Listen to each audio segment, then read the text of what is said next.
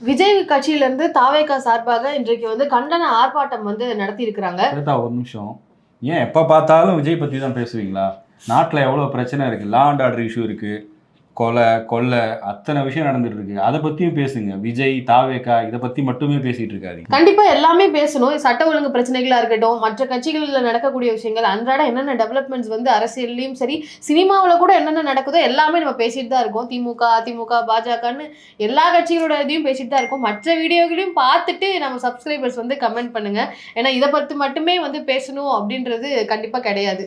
Okay, இப்போ நீங்கள் சொல்ல வர்றது வந்து இன்னைக்கு ஆதவ அர்ஜுனா பேசின அந்த விஷயம் தானே? ஆமாம்.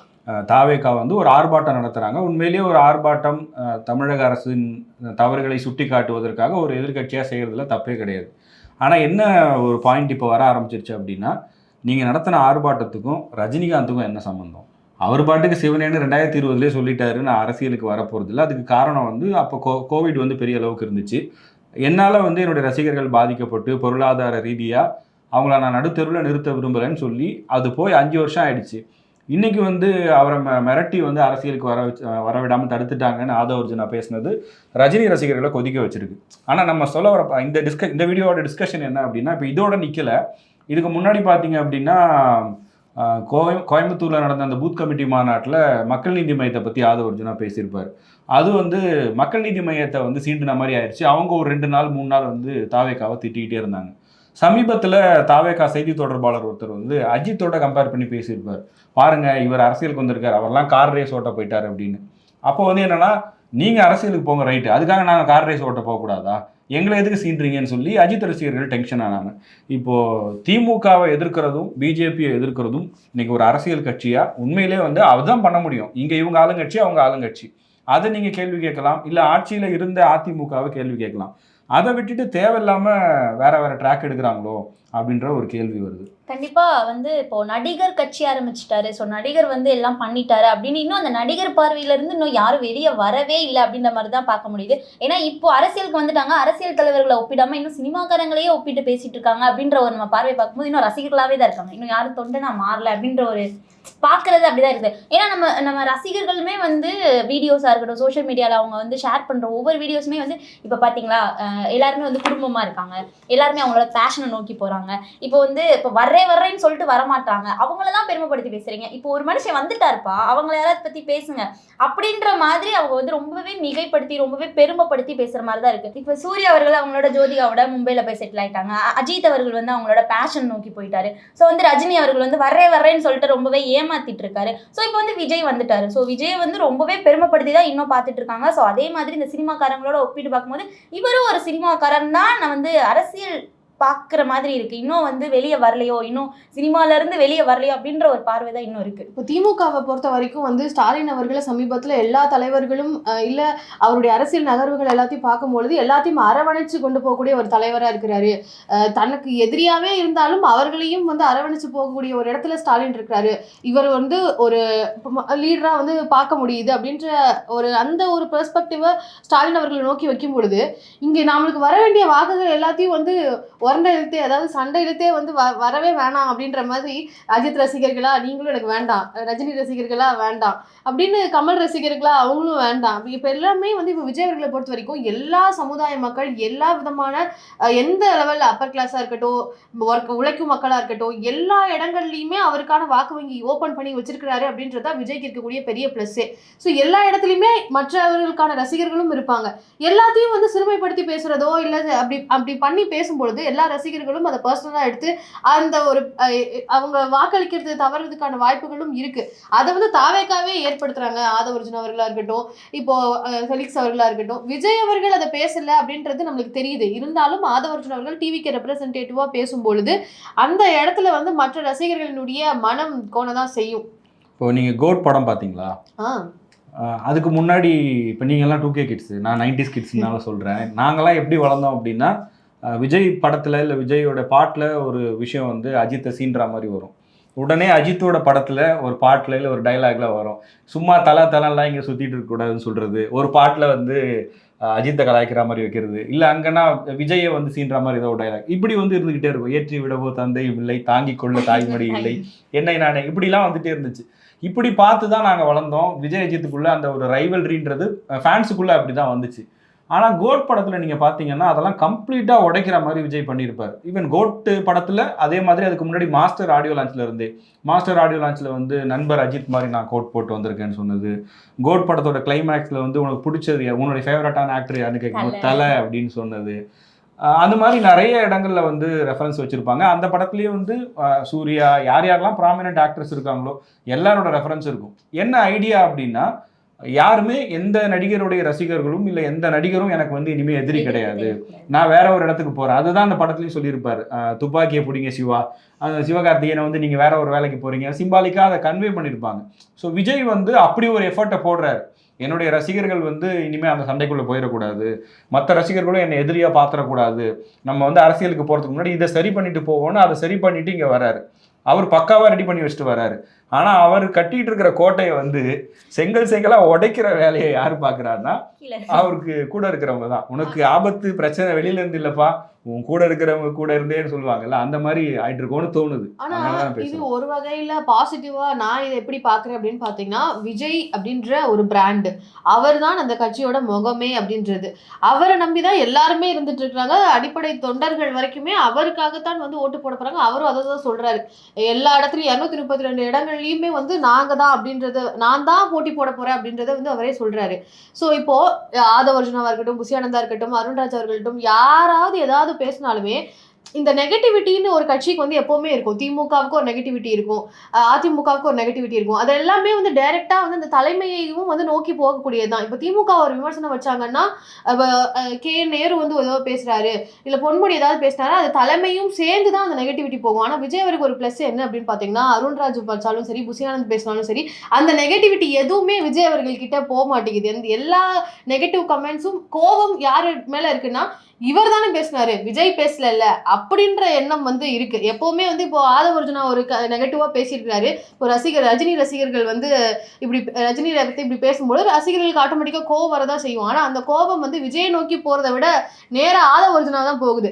இவர் வந்து பேச தெரியாம எல்லா இடத்துலையும் பேசுறாரு அப்படின்ற மாதிரி அவரை நோக்கி தான் போகுதே தவிர யாருக்குமே வந்து விஜய் அவர்கள் மேல போக மாட்டேங்குது. ஸோ நெகட்டிவிட்டி எல்லாமே இவங்களே வாங்கிட்டு விஜய் அவர்களை எப்பவுமே ஒரு பாசிட்டிவான பிம்பமா தான் வந்து வச்சிட்டு இருக்காங்க. பட் ஓட்டுன்றது விஜய்க்காக தாவேக்காக தானே போகுது. ஆமா, கண்டிப்பா. என்ன பண்ணாலும் தாவேக்கா அப்படின்ற பிராண்டுக்குள்ள தானே இவங்க வராங்க. கண்டிப்பா. இன்னும் சொல்ல போனா தாவேக்கால ஊர் பேர் தெரியாத ஏதோ ஒரு சாதாரண உறுப்பினர் ஒரு தப்பு பண்ணா கூட விஜய் கட்சியில இப்படி பண்ணிட்டாங்கன்னு நியூஸ் வருது. அல்டிமேட்டா அந்த கட்சியை தான் அஃபெக்ட் பண்ண போகுது. அப்ப இவங்க எல்லாம் வந்து ஒரு தளபதிகள் மாதிரி இருக்காங்க விஜய்க்கு. இப்போ அவங்க சொல்றது எல்லாம் என்ன ஆகும்னா, இவங்க எல்லாருக்கும் ஓட்டு இருக்குல்ல, கொஞ்சம் யோசிச்சு பார்க்கணும் நீங்க. இவங்க எல்லாருக்கும் ஓட்டு இருக்கு, அவங்க எலெக்ஷன் பூத்துல போய் நிக்க போறாங்க. ஒரு காலகட்டத்தில் நீங்கள் சொன்ன எல்லாருமே, இப்போது ரஜினி ரசிகர்கள் வந்து பார்த்தீங்கன்னா ஆன்டி டிஎம்கே பாலிடிக்ஸில் தான் வந்தாங்க. அவ்வளவு திமுக எதிர்ப்பு பேசினாங்க ரஜினி ரசிகர்கள். அப்போது அவங்களுக்கு திமுகவை பிடிக்காம தான் இருக்குது.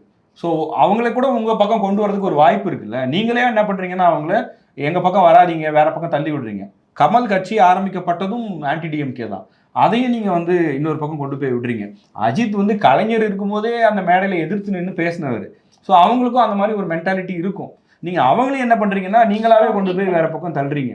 அந்த இடத்துல இருந்து தான் இப்படி ஒரு பிரச்சனை இருக்கு அப்படின்றத பேச வேண்டிய ஒரு இது வருது. கண்டிப்பா வந்து தல ரசிகன் தளபதி தொண்டன் அப்படின்னு சொல்லிட்டு இருந்த நிலைமையில இப்போ வந்து அவங்களே இப்படி தவளை தன்வாயில கெடும் அப்படின்ற மாதிரி அவங்களே வந்து எதிர்ப்பை வந்து வாங்கிக்கிட்டு இருக்காங்க. அப்படின்னு நீங்க ஒருத்தரை டாமினேட் பண்ணாங்க அப்படின்னா அவங்களுக்கு கண்டிப்பா எதிர்ப்பு வந்துட்டு தான் இருக்கும். ஸோ இப்போ அந்த ரசிகர்களை வந்து நீங்க எதிர்த்து பேசுறீங்க, நீங்க டாமினேட் பண்றீங்க. ஏன்னா அவங்களோட ஏன்னா ரொம்ப நாள் வந்து சினிமா துறையில இருந்தவங்க, ரஜினிகாந்த் அவர்களா இருக்கட்டும், கமலஹாசன் அவர்கள் எல்லாருமே ரொம்ப நாள் இருந்தவங்க. ஸோ இப்போ சினிமா துறையிலேயே ரஜினிகாந்தா இல்ல வந்து விஜய் அவர்களா அப்படின்ற ஒரு போட்டி வேற இப்ப நடந்துச்சு. ஸோ இந்த நிலைமையில ரஜினிகாந்த் அவர்களே ரொம்ப எதிர்த்து பேசிட்டு இருந்தா அவங்களோட வாக்குகள் வந்து சரிவர ரொம்பவே கம்மியாகும் அப்படின்ற பார்வை தான் இருக்கு. இப்போ ரஜினிகாந்த் வந்து பயந்துதான் திமுக மிரட்டி பாலிடிக்ஸ்க்கு வராம போயிட்டாரு அப்படின்ற அந்த கருத்து வைக்கும் பொழுது ரஜினிகாந்த் பயப்படக்கூடிய ஆளா அப்படின்ற ஒரு பார்வை வந்து வருது.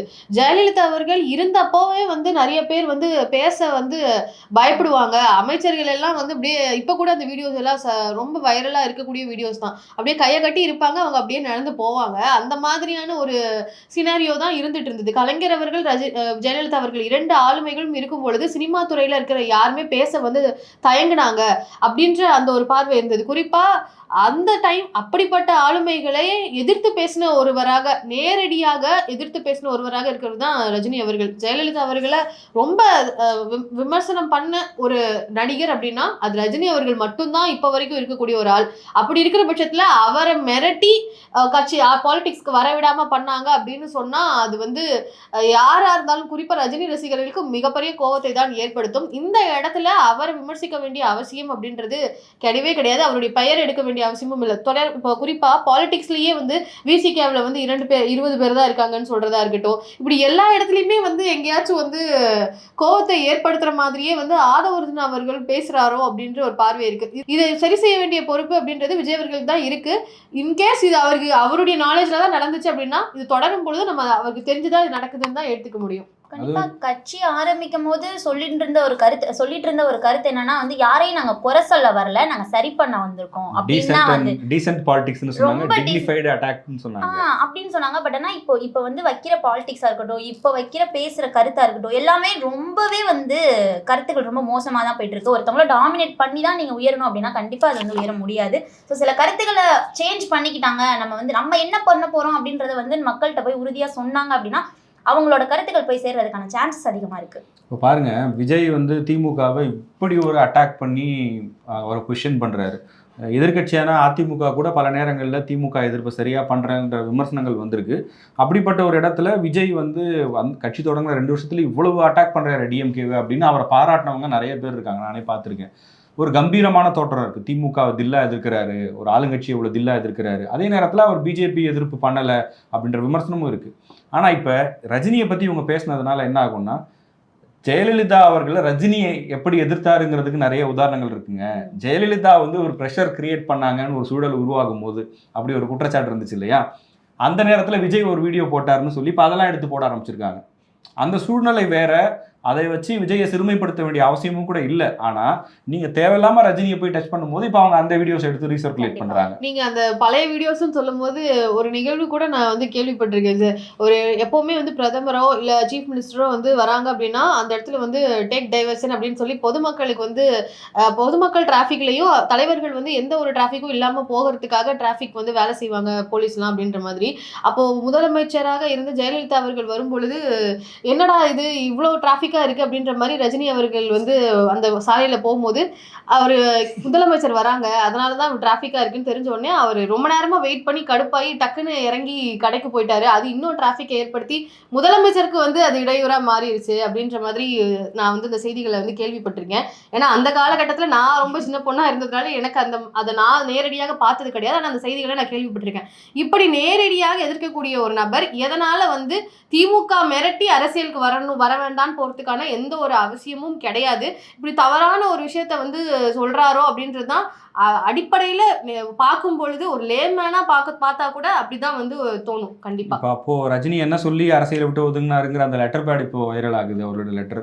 அது மட்டும் இல்லாமல் இப்போ ஒருவேளை அப்படி மிரட்டி இருந்தாங்கன்னு வைங்களேன், அதுக்கப்புறம் நிறைய இடங்கள்ல திமுகவோடு மேடையை ஷேர் பண்ணுறாரு ரஜினி. அவங்க நிகழ்ச்சிகளுக்கு போகிறாரு, அவங்களோட உட்காந்து பேசுகிறாரு. அப்படி மிரட்டி இருந்தால் அவர் வந்து ஏன் அப்படி போய் உட்காரணும்னு அவசியம் இருக்கா என்ன? அவங்களோட சொல்லப்போனால் அந்த லெட்டரில் ஒரு இடத்துல சொல்கிறாரு. இப்போ அந்த லெட்டர் படித்து பார்க்கும்போது அவர் அப்போ அண்ணாத்த படம் பண்ணிட்டு இருந்தார். சன் பிக்சர்ஸ் அவங்க பின்னணி என்னன்னு எல்லாருக்குமே தெரியும். அப்போ கோவிட் பிரச்சனை வருதுன்னு சொன்ன உடனே அந்த படத்தை ஸ்டாப் பண்ணுங்க, உங்கள் ஹெல்த்து தான் முக்கியம்னு கலாநிதி மாறன் சார் வந்து நிறுத்தினார் படத்தைன்னு அதை பதிவு பண்ணியிருப்பார். மிரட்டுறாங்கன்னு சொன்னால் அப்போது ஒரு வளர்ந்து வரக்கூடிய நடிகராக இருந்தப்பவே, இப்போவை விட அவர் வந்து அப்போ கொஞ்சம் இதாக தானே இருந்திருப்பார். அப்போவே தைரியமாக பேசினவர் இன்னைக்கு வந்து ஒரு ஃபோன் காலில் அவர் பிரைம் மினிஸ்டர்கிட்ட பேச முடியும், இல்லை எந்த மாநில முதலமைச்சர்கிட்ட வேணாலும் பேச முடியும். அப்படி இருக்கிறவர் அசால்ட்டாக அதையே ஒரு ஸ்டேட்மெண்ட்டாக விட்டு தனக்கு ஒரு செல்வாக்கை அதிகரித்து எலெக்ஷனை ஃபேஸ் பண்ணியிருந்துருக்கலாம். அது பின்வாங்கி வந்திருக்க வேண்டிய அவசியம் இல்லை. ஸோ அதுதான் இன்றைக்கி வந்து நீங்கள் உங்களுடைய குறிக்கோள் என்னன்றதை மறந்துட்டு நீங்கள் வேறு எங்கெங்கேயோ போகும்போது இன்றைக்கி எப்படி இருந்திருக்கணும்? இந்த போராட்டம் முடிஞ்சதுக்கப்புறம் இது டிஸ்கஷன் வந்து திமுகவுடைய தவறுகளை வந்து தாவேகா சுட்டி காட்டுச்சுன்ற டிஸ்கஷன் தான் பெருசாக நடந்திருக்கணும். அதை தாண்டி வந்து இப்போ ரஜினிகாந்த் அவர்கள் தான் ட்ரெண்ட் ஆயிட்டாரு. இப்போ ரஜினிகாந்த் அவர்களை வச்சு நீங்க ட்ரெண்ட் ஆன மாதிரி ஒரு பிம்பம் தான் இப்போ உருவாயிருக்கு. ஸோ எந்த விதத்துல நீங்க அவங்கள வந்து சிறுமியாவும் நீங்களும் பெருமையாவும் அப்படின்னு பார்க்க மாதிரி தெரியல. இப்போ நீங்க பண்ண ஒரு ஆர்ப்பாட்டத்துல ரஜினிகாந்த் அவர்கள் தான் ட்ரெண்ட் ஆயிருக்காரு. அவர் பண்ண இப்போ லெட்டர் பேட், நீங்க சொன்ன மாதிரி நீங்க அந்த லெட்டர் பேட் தான் இப்போ வந்து ட்ரெண்டிங்ல போயிட்டு இருக்கு. ஸோ இதைத்தான் அவங்க பேசியிருக்காங்க, ஸோ இதைத்தான் பேசியிருக்காங்க அப்படின்னு சொல்லிட்டு. ஸோ வந்து அவங்களோட கட்சியை வளர்க்குறது வேலை இல்லை, அவங்க இந்த ஆட்சி அதாவது 2026 அவங்களோட தேர்தல் களத்தை வந்து எப்படி மாற்ற போகும் அப்படின்ற ஒரு சூழ்நிலையை கிரியேட் பண்ணா கொஞ்சம் நல்லா இருக்கும். ஸோ ஆதவர்ஜுன் அவர்கள் பேசினது இன்னைக்கு ஒரு டிஸ்கஷனையே வந்து ஏற்படுத்தியிருக்கு. குறிப்பா ரஜினி ரசிகர்கள் அவங்களுடைய சார்பாக ஒவ்வொரு இடத்துல இருந்தும் ரஜினி ரசிகர்கள் ஒவ்வொரு மாவட்டத்திலையும் இருந்துட்டு இருக்கிறாங்க. அவர்களெல்லாம் கண்டன அறிக்கைகளை வந்து கொடுக்குற வகையில வந்து ஒரு சினாரியோவை வந்து கிரியேட் பண்ணியிருக்கிறாங்க தாவேகா. இந்த ஆர்ப்பாட்டம் வந்து முழுக்க முழுக்க திமுகவை வந்து எதிர்த்து, ஆளும் தரப்பை எதிர்த்து இப்போ ஒரு ஆர்ப்பாட்டம், அதிமுக கூட பண்ணாத ஆர்ப்பாட்டத்தை தாவேகா பண்ணியிருக்கு. இப்போ இந்த இடத்துல வந்து ஒரு ஆர்ப்பாட்டத்தை வந்து இந்த அளவுக்கு பெருசா பண்ணியிருக்கிறாங்க அப்படின்ற அந்த பேச்சை தாண்டி இது வந்து வைரலா போகுது அப்படின்னா அந்த ஆர்ப்பாட்டத்துக்கான நோக்கம் வந்து கேள்விக்குறியாகுது. என்ன கருத்துக்களை வைக்கிறாங்க அப்படின்றத வந்து தாவேகா வந்து இன்னும் கவனம் வைத்து அதை வைக்கணும் அப்படின்றதுதான் நாங்க சொல்ல வரக்கூடிய கருத்து. ஸோ எங்களுக்கு தோணுன விஷயம், ஆதவர்ஜுன் அவர்கள் பேசினது வந்து அந்த இடத்துக்கு பொருந்தாத ஒண்ணு அப்படின்றதான் எங்களுடைய அடிப்படையான கருத்து. உங்களுக்கு என்ன தோணுச்சு அப்படின்றத கண்டிப்பா கமெண்ட்ல சொல்லுங்க.